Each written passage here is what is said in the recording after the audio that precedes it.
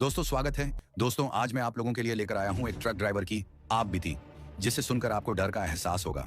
कहानी शुरू करने से पहले दोस्तों आपसे एक छोटी सी गुजारिश है। अगर आपको कहानी अच्छी लगे तो वीडियो को लाइक करें और चैनल को सब्सक्राइब जरूर करें ताकि हमारी नई कहानी आप तक आसानी से पहुंच सके। तो चलिए दोस्तों बिना समय बर्बाद किए कहानी शुरू करते हैं। सुनसान सड़क, घना जंगल और आसमान में घने बादल। घड़ी की सुइयां रात के 2 बजा रही थी। ट्रक ड्राइवर मनोज ने अपने साइड मिरर में देखा तो उसे ऐसा लगा जैसे कोई उसका पीछा कर रहा हो, लेकिन जब उसने ध्यान से देखा तो सिर्फ अंधेरा ही नजर आया। मनोज की गाड़ी का रफ्तार पकड़ना जरूरी था क्योंकि उसे सुबह तक माल डिलीवर करना था।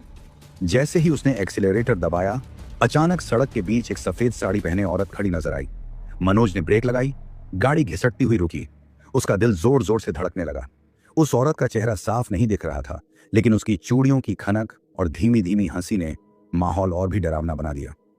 मनोज का मानना था कि भूत प्रेत जैसी चीजें सिर्फ कहानियों में होती हैं, लेकिन जब उस औरत ने गाड़ी के दरवाजे पर दस्तक दी और कहा, भाई साहब मुझे गांव तक छोड़ देंगे, तो उसकी आवाज में कुछ ऐसा था जो रूह कंपा देने वाला था। मनोज ने हिम्मत करके दरवाजा खोला। औरत ट्रक में चढ़ गई। उसने कहा, आगे मोड़ पर मुझे उतार देना। मनोज ने पूछा, आप इतनी रात को अकेली यहां क्या कर रही हैं? औरत ने सिर्फ मुस्कुराकर कहा, जो रात को यहां होता है वो दिन में नहीं दिखता। जैसे ही ट्रक आगे बढ़ा, गाड़ी का ऐसी अपने आप बंद हो गया। शीशों पर धुंध जमने लगी। मनोज को लगा जैसे गाड़ी का भार अचानक बढ़ गया हो। औरत चुपचाप बैठी थी, लेकिन मनोज को उसकी परछाई सामान्य से बड़ी लग रही थी। अचानक औरत ने कहा, बस यहीं उतार दो। मनोज ने ट्रक रोका, लेकिन जैसे ही उसने पीछे मुड़कर देखा, वो औरत गायब हो चुकी थी। उसने ट्रक से उतरकर चारों तरफ देखा, लेकिन वहां सिर्फ सन्नाटा था। डर और बेचैनी के बीच मनोज ने जैसे तैसे अपने ट्रक को स्टार्ट किया, लेकिन जैसे ही उसने गाड़ी चलाई, रेडियो अपने आप चालू हो गया। रेडियो पर एक पुराना गाना बज रहा था, आज फिर जीने की तमन्ना है। लेकिन गाने के बीच एक अजीब सी आवाज आने लगी, जैसे कोई रो रहा हो। मनोज ने रेडियो बंद किया और रियर व्यू मिरर में देखा। उसकी रूह कांप गई। वो औरत पीछे सीट पर बैठी उसे घूर रही थी। इस बार उसका चेहरा साफ दिखा, सफेद आंखें, चेहरे पर खून के धब्बे और एक खौफनाक मुस्कान। मनोज ने गाड़ी रोककर भागने की कोशिश की, लेकिन ट्रक के दरवाजे लॉक हो गए। उस औरत ने कहा, तुम मुझे छोड़कर जा नहीं सकते। अचानक ट्रक के चारों तरफ घना कोहरा छा गया। ट्रक के बाहर से अजीब अजीब आवाजें आने लगी, जैसे सैकड़ों लोग चीख रहे हों। और फिर एक झटके में ट्रक हवा में उठा और अंधेरे में गायब हो गया। अगले दिन सुबह उस इलाके के लोग ट्रक का कोई निशान नहीं देख पाए, लेकिन ट्रक ड्राइवर मनोज का पर्स और उसकी डायरी एक पेड़ के नीचे पड़ी मिली। डायरी का आखिरी पन्ना फटा हुआ था, लेकिन उस पर खून से लिखा हुआ था, यह सिर्फ शुरुआत है। उस भयानक रात के बाद से ट्रक ड्राइवर मनोज का कोई सुराग नहीं मिला। उसका ट्रक, सामान और खुद वो जैसे जमीन खा गई हो, लेकिन उसकी डायरी और वो खून से लिखा हुआ संदेश, ये सिर्फ शुरुआत है। गांव वालों के दिलों में खौफ पैदा कर चुका था। गांव के बड़े बुजुर्गों ने जब यह खबर सुनी तो उनके चेहरों पर चिंता की लकीरें साफ झलकने लगीं। उनमें से एक ने कहा, यह इलाका हमेशा से श्रापित रहा है। यहां पहले भी कई लोग ऐसे ही गायब हो चुके हैं। लेकिन मनोज का छोटा भाई राजू इन बातों पर यकीन नहीं करता था। उसे विश्वास था कि उसके भाई के साथ कुछ गड़बड़ जरूर हुई है और वो उसे ढूंढ कर रहेगा। राजू ने मनोज की डायरी और पर्स को उठाया और ठान लिया कि वो उस जंगल में जाएगा जहां से मनोज गायब हुआ था। गांव के लोगों ने उसे रोका, लेकिन उसकी जिद के आगे किसी की ना चली। अगली रात जब आसमान में चांद बादलों के पीछे छिपा हुआ था और गांव के कुत्ते भी किसी अनजान डर से चुप थे, राजू अपनी बाइक लेकर उस जंगल की तरफ निकल पड़ा। जंगल में घुसते ही उसने महसूस किया कि हवा में एक अजीब सी सर्दी है। पेड़ों से गिरते पत्तों की आवाज भी उसे डराने लगी थी, लेकिन राजू ने हिम्मत नहीं हारी। जैसे ही वो उस जगह पर पहुंचा जहां से मनोज का ट्रक आखिरी बार देखा गया था, उसे कुछ अजीब बातें महसूस हुई। वहां सड़क पर ट्रक के पहियों के निशान तो थे, लेकिन ऐसा लगा जैसे वो निशान अचानक गायब हो गए हों। उसे वहां एक टूटी हुई चूड़ी मिली। चूड़ी को देखते ही उसे वो औरत याद आई जिसके बारे में गांव के लोगों ने बातें की थी। वो सफेद साड़ी वाली औरत जो रात के अंधेरे में सड़क पर नजर आती है। राजू ने चूड़ी को उठाया और अचानक उसे ऐसा लगा जैसे उसके पीछे कोई खड़ा है। उसने तुरंत पलट कर देखा, लेकिन वहां कोई नहीं था। हवा में बस एक अजीब सी फुसफुसाहट गूंज रही थी, तुम्हें भी नहीं छोड़ेंगे। राजू ने जैसे तैसे खुद को संभाला और आगे बढ़ा। उसकी बाइक अचानक बंद हो गई। उसने बहुत कोशिश की, लेकिन बाइक स्टार्ट नहीं हुई। तभी उसे पेड़ों के बीच से किसी के चलने की आवाज सुनाई दी। कौन है? राजू ने हिम्मत जुटाकर पूछा। जवाब में बस सन्नाटा। राजू ने अपनी टॉर्च निकाली और आवाज की तरफ बढ़ा, लेकिन जैसे ही उसने टॉर्च ऑन की, सामने एक अधजली हुई गाड़ी खड़ी थी। वो गाड़ी मनोज का ट्रक था। ट्रक के अंदर सीट पर खून के धब्बे थे और खिड़कियों पर किसी ने नाखूनों से खरोंच के निशान बनाए थे। राजू को गाड़ी के अंदर से किसी के रोने की आवाज आई। भाई, भाई तुम हो? राजू ने कांपती आवाज में पूछा, लेकिन ट्रक से जवाब में किसी औरत की हंसी गूंजी। हंसी धीरे धीरे तेज होती गई और अचानक ट्रक के दरवाजे अपने आप खुल गए। राजू ने जैसे तैसे खुद को वहां से खींचकर निकाला और भागने की कोशिश की। जंगल के एक कोने में भागते भागते राजू को एक छोटी सी झोपड़ी नजर आई। वहां एक बूढ़ा साधु बैठा हुआ था। राजू ने घबराकर उससे मदद मांगी। साधु ने उसकी बात सुनने के बाद कहा, तुमने उस जगह पर कदम रख दिया है जहां मौत का साया रहता है। वो औरत कोई इंसान नहीं, एक भटकती आत्मा है। राजू ने पूछा, लेकिन वो कौन है और मेरे भाई के साथ क्या हुआ? साधु ने लंबी सांस ली और कहा, बहुत साल पहले इस जंगल में एक औरत को धोखे से मार दिया गया था। उसका खून बहते बहते इस जमीन में समा गया। तब से उसकी आत्मा हर रात बदला लेने के लिए यहां भटकती है। वो किसी को नहीं छोड़ती। साधु ने राजू को एक ताबीज दिया और कहा, अगर तुम अपने भाई को बचाना चाहते हो तो तुम्हें इस जंगल के गहरे हिस्से में जाना होगा, लेकिन याद रखना, वहां तुम्हारा सामना उस औरत से होगा। वो तुम्हें डराने की पूरी कोशिश करेगी, लेकिन तुम्हें हार नहीं माननी है। राजू ने ताबीज को पकड़ा और साधु का धन्यवाद किया, लेकिन जैसे ही वो झोपड़ी से बाहर निकला, उसे ऐसा महसूस हुआ जैसे कोई उसकी परछाई के साथ चल रहा है। जंगल के बीच में उसे एक पुरानी झील मिली। झील का पानी काला था और उसमें से अजीब सी दुर्गंध आ रही थी। राजू ने जैसे ही झील के किनारे कदम रखा, उसे झील के पानी में अपना भाई मनोज दिखाई दिया। मनोज की आंखें सफेद थीं और वो उसे हाथ बढ़ाकर बुला रहा था। राजू ने डरते हुए कहा, भाई तुम वहां क्या कर रहे हो? मनोज ने कहा, मुझे बचा लो राजू, वो मुझे ले जाएगी, जल्दी करो। राजू ने झील में छलांग लगाने की हिम्मत की, लेकिन जैसे ही उसने पानी को छुआ, पानी में से कई हाथ निकलकर उसे खींचने लगे। राजू ने जैसे तैसे खुद को पानी से बाहर निकाला, लेकिन जब उसने वापस झील की तरफ देखा तो वहां कोई नहीं था। पीछे से वही औरत की हंसी गूंजी। उसने मुड़कर देखा और वो सफेद साड़ी वाली औरत उसके सामने खड़ी थी। उसकी आंखें जल रही थीं और उसने कहा, अब तुम भी नहीं बचोगे, ये जगह तुम्हारी कब्र बनेगी। राजू ने चिल्लाकर पूछा, तुम कौन हो और मेरे भाई के साथ क्या किया? औरत ने धीमे से कहा, तुम्हें सब पता चल जाएगा, लेकिन उसके लिए तुम्हें यहां से जिंदा लौटना होगा। अचानक एक तेज हवा का झोंका आया और राजू बेहोश हो गया। राजू जब होश में आया तो उसने खुद को एक सुनसान और अंधेरी जगह पर पाया। चारों ओर गहरी धुंध फैली हुई थी और पेड़ों के बीच से अजीब अजीब सी फुसफुसाने की आवाजें आ रही थीं। उसे याद नहीं था कि वह उस जगह पर कैसे पहुंचा। उसका सिर भारी लग रहा था और हाथ में वह ताबीज अब भी मौजूद था जिसे साधु ने उसे दिया था। राजू ने उठने की कोशिश की, लेकिन तभी उसने महसूस किया कि उसके पैरों के नीचे जमीन नहीं बल्कि पानी है।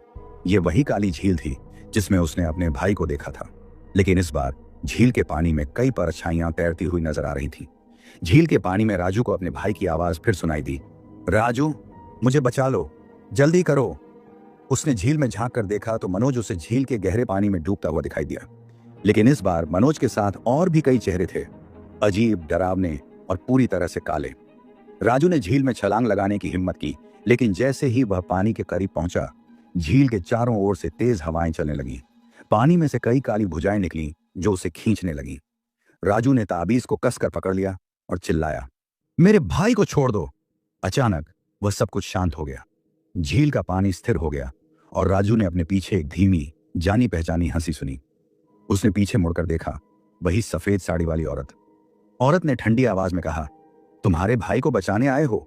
अच्छा, लेकिन इसके लिए तुम्हें अपनी जान की कीमत चुकानी पड़ेगी। राजू ने हिम्मत जुटाकर पूछा, तुम कौन हो और मेरे भाई को क्यों पकड़ा है? औरत ने उसकी बात का जवाब नहीं दिया। उसकी आंखों से खून जैसा कुछ बहने लगा और उसने राजू की तरफ इशारा किया।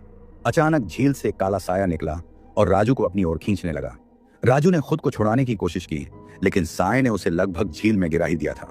तभी उसकी जेब में रखा ताबीज चमकने लगा। ताबीज की रोशनी से काले साए गायब हो गए और औरत एक कड़क आवाज के साथ गायब हो गई। राजू समझ गया कि इस झील और औरत के पीछे कोई बड़ा रहस्य छिपा है। उसने झील से दूर जाने का फैसला किया। जैसे जैसे वह आगे बढ़ा, जंगल और घना और डरावना होता गया। पेड़ों की शाखाएं मानो किसी की हड्डियों जैसी लग रही थीं और हवा में एक अजीब सी गंध फैली हुई थी। कुछ दूर चलने के बाद राजू को एक पुराना जर्जर मंदिर नजर आया। मंदिर की दीवारों पर अजीब अजीब चित्र बने हुए थे। उन चित्रों में एक सफेद साड़ी वाली औरत को दिखाया गया था और उसके चारों ओर कई लोग झुके हुए थे, जैसे वह उनकी देवी हों। मंदिर के अंदर घुसते ही राजू को एक औरत की चीख सुनाई दी। उसने चारों ओर देखा, लेकिन मंदिर में कोई नहीं था।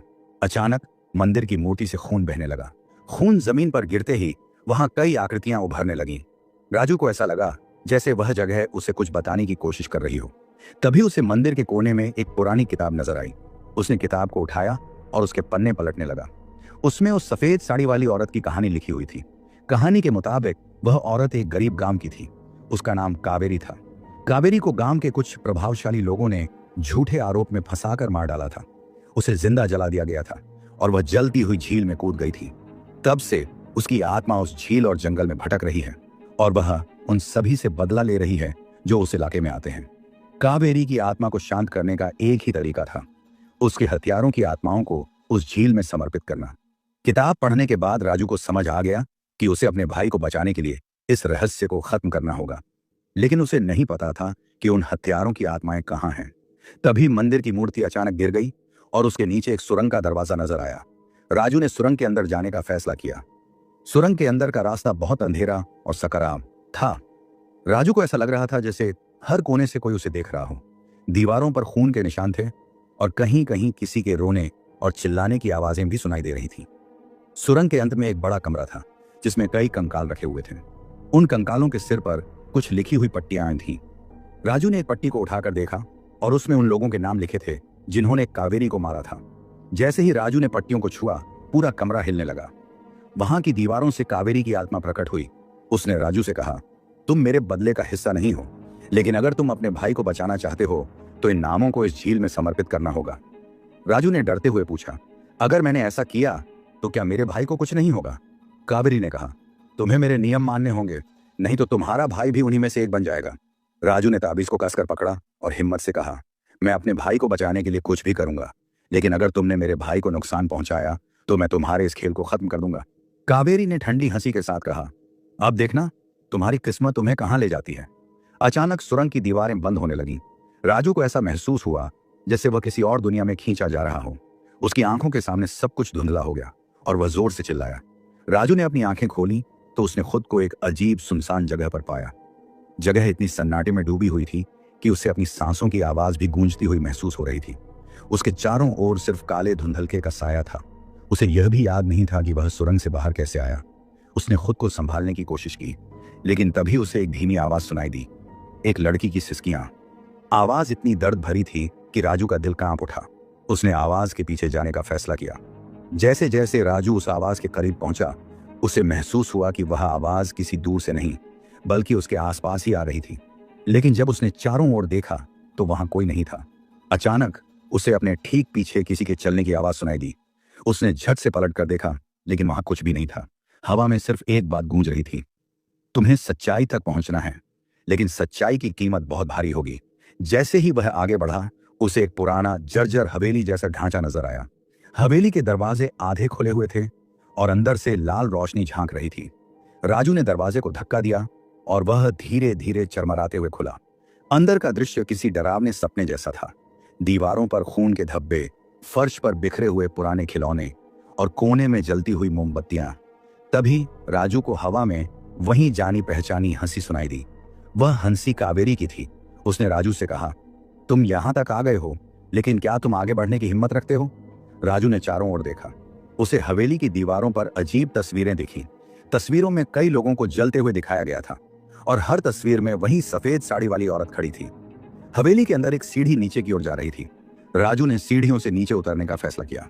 सीढ़ियों के नीचे एक बड़ा कमरा था जो काले पानी से भरा हुआ था। पानी के बीच में एक पत्थर का मंच था और उस पर एक पुरानी किताब रखी हुई थी। राजू ने किताब को खोला। किताब में कावेरी और उसके हथियारों के बारे में और भी बातें लिखी थीं। उसने पढ़ा कि कावेरी को मारने वाले लोगों ने उसकी आत्मा को कैद करने के लिए एक तंत्र किया था, लेकिन वो तंत्र उल्टा पड़ गया। अब उसकी आत्मा बदला लेने के लिए उन सभी की आत्माओं को इस काले पानी में खींच रही थी। किताब के आखिरी पन्ने पर लिखा था, जो भी इस किताब को पढ़ेगा उसे आत्माओं की इस दुनिया का हिस्सा बनना होगा। राजू ने किताब को तुरंत बंद कर दिया। तभी कमरे का माहौल अचानक बदल गया। पानी में से कई भूतियां, आकृतियां निकलने लगी। वे सब राजू की ओर बढ़ने लगी। राजू ने अपने ताबीज को कसकर पकड़ा और जोर से चिल्लाया, मुझे डरा कर तुम मुझे रोक नहीं सकती कावेरी, मैं अपने भाई को बचा कर रहूंगा।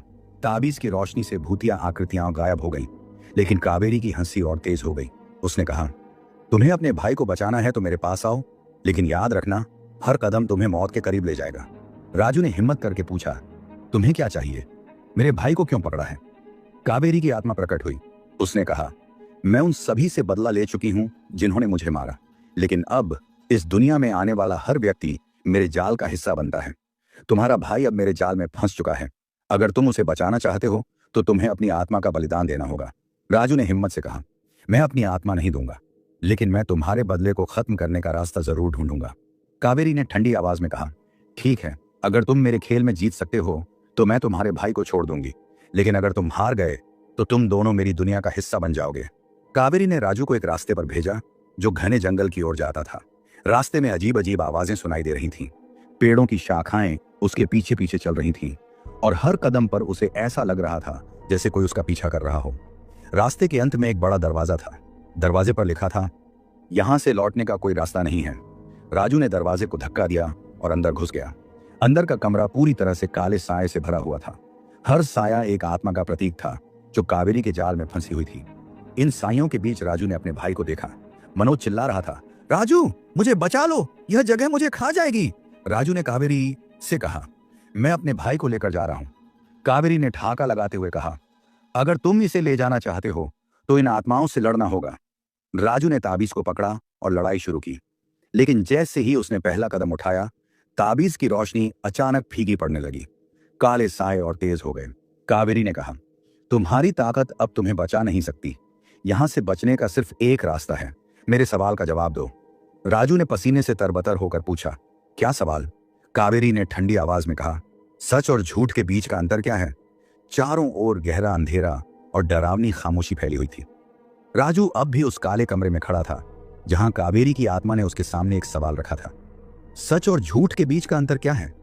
राजू ने अपना ताबीज कसकर पकड़ा और अपने भीतर हिम्मत जुटाने की कोशिश की। उसके ठीक सामने मनोज खड़ा था, जिसकी आंखों में डर साफ दिखाई दे रहा था। कावेरी की ठंडी हंसी अब भी कमरे में गूंज रही थी। राजू ने गहरी सांस लेते हुए कहा, सच वो है जो किसी का भला करे और झूठ वो जो किसी को दर्द दे। कावेरी की हंसी और तेज हो गई। उसने ठंडी आवाज में कहा, बड़ा आसान जवाब दिया है तुमने, लेकिन सच और झूठ के बीच का फर्क समझने के लिए तुम्हें उस दर्द से गुजरना होगा जिससे मैं गुजरी हूं। इतना कहते ही कावेरी ने राजू के सामने अपने अतीत का दरवाजा खोल दिया। राजू ने खुद को एक पुराने गांव में पाया। गांव में हलचल हो रही थी और लोग किसी के बारे में चर्चा कर रहे थे। तभी उसने देखा कि गांव के बीचों बीच एक स्त्री को घसीटा जा रहा है। वह स्त्री कावेरी थी। कावेरी चिल्ला रही थी, मैंने कुछ नहीं किया, मुझे छोड़ दो। लेकिन गांव के कुछ प्रभावशाली लोग उसे एक पुराने कुएं के पास ले गए। उन्होंने उस पर चोरी और काले जादू का झूठा आरोप लगाया था। गांव वालों ने उसे बुरी तरह पीटा और अंत में उसे जिंदा जला दिया। उसकी चीखें पूरे इलाके में गूंज रही थीं। राजू ने यह सब देखा लेकिन कुछ कर नहीं पाया। राजू ने जब अपनी आंखें खोली तो वह फिर से उसी काले कमरे में था। कावेरी ने कहा, अब तुमने मेरा दर्द देखा, क्या तुम अब भी सोचते हो कि तुम सच और झूठ के बीच का फर्क समझ सकते हो? राजू ने जवाब दिया, तुम्हारे साथ जो हुआ वह गलत था, लेकिन अपने बदले की आग में निर्दोषों को नुकसान पहुंचाना भी सही नहीं है। कावेरी की आंखें लाल हो गईं। उसने गुस्से में कहा, तो फिर अपनी निर्दोषता साबित करो। अगर तुम सच्चे हो तो अपने भाई को बचा लो, लेकिन याद रखना यह आसान नहीं होगा। कावेरी ने कमरे की दीवारों पर इशारा किया। दीवारें अचानक गायब हो गईं और राजू ने खुद को एक विशाल भूल भुलैया में पाया। भूल भुलैया के हर कोने से डरावनी आवाजें आ रही थीं। मनोज अभी उसके पास था, लेकिन वह कमजोर और थका हुआ लग रहा था। राजू ने उसका हाथ पकड़कर कहा, डर मत, हम यहां से बाहर निकलेंगे। भूल भुलैया में हर मोड़ पर अजीब अजीब आकृतियां राजू का रास्ता रोकने की कोशिश कर रही थीं। कभी कोई सफेद साया अचानक प्रकट हो जाता तो कभी दीवारों पर खून बहने लगता। भूल भुलैया के बीच में राजू को एक दरवाजा नजर आया। दरवाजे पर लिखा था, जो सबसे बड़े डर का सामना करेगा वही यहां से बाहर निकल पाएगा। राजू ने दरवाजा खोला और खुद को एक भयानक जंगल में पाया। जंगल में हर पेड़ की शाखाएं मानो किसी की हड्डियों की तरह लग रही थीं। जमीन पर कई कब्रें थीं और हर कब्र से किसी के रोने की आवाज आ रही थी। तभी राजू को अपने बचपन का एक दृश्य दिखा। वह एक पुराने कुएं के पास खड़ा था जहां उसके पिता की मौत हुई थी। राजू ने हमेशा अपने पिता की मौत के लिए खुद को दोषी ठहराया था। कावेरी की आवाज गूंजी, तुम्हारा सबसे बड़ा डर तुम्हारा अपना अतीत है। अगर तुम अपने डर का सामना कर सकते हो तो तुम यहां से बाहर निकल सकते हो। राजू ने कुएं के पास जाकर अपनी आंखें बंद की। उसने खुद को माफ किया और कहा, मैं अपने डर को अब और बढ़ने नहीं दूंगा। जैसे ही राजू ने यह कहा, जंगल गायब हो गया और वह फिर से कावेरी के सामने था। कावेरी ने कहा, तुमने अपने डर का सामना किया, लेकिन तुम्हारे भाई को बचाने के लिए तुम्हें एक और परीक्षा से गुजरना होगा। उसने राजू को एक खंजर दिया और कहा, इस खंजर से मुझे मार दो और तुम्हारा भाई आजाद हो जाएगा। लेकिन याद रखना, अगर तुमने ऐसा किया तो मेरी आत्मा हमेशा के लिए भटकती रहेगी। राजू ने खंजर को देखा और फिर कावेरी की ओर देखा। उसने कहा, मैं तुम्हें नहीं मार सकता, तुम जो कर रही हो वह गलत है, लेकिन मैं तुम्हें और दर्द नहीं दे सकता। कावेरी की आंखों में एक पल के लिए आश्चर्य झलक पड़ा। उसने धीमी आवाज में कहा, तुम्हारा दिल सच्चा है, लेकिन सच्चाई का इनाम पाने के लिए तुम्हें अभी और सहना होगा। कावेरी ने मनोज को छोड़ दिया, लेकिन साथ ही राजू को चेतावनी दी, यह सिर्फ शुरुआत है। अब तुमने मेरे खेल में प्रवेश कर लिया है। अगर तुम सच्चाई तक पहुंचना चाहते हो तो तुम्हें अपने रास्ते पर चलना होगा। चारों ओर अंधकार और गहरी खामोशी छाई हुई थी। राजू और मनोज दोनों एक सुनसान रास्ते पर खड़े थे। रास्ता घने जंगल की ओर जा रहा था और हर तरफ अजीब अजीब आवाजें सुनाई दे रही थी।